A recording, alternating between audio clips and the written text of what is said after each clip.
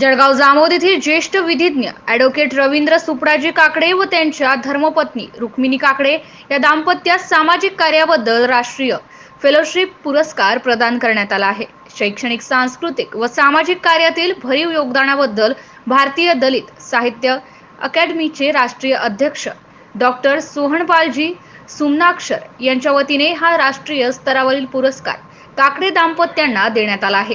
Advocate Ravindra Kakade हे जळगाव जामोद शहरातील एक प्रतिष्ठित विधी सल्लागार आहेत।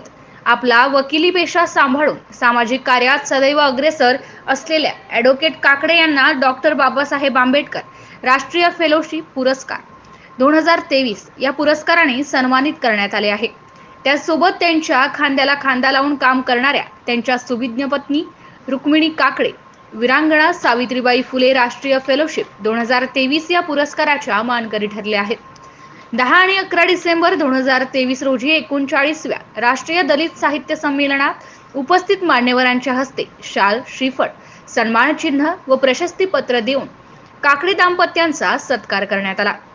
उभय दाम्पत्यांना हा राष्ट्रीय स्तरावरील पुरस्कार मिळाल्यामुळे समाजातील प्रत्येक स्तरातून त्यांचे अभिनंदन व शुभेच्छांचा वर्षाव होत आहे।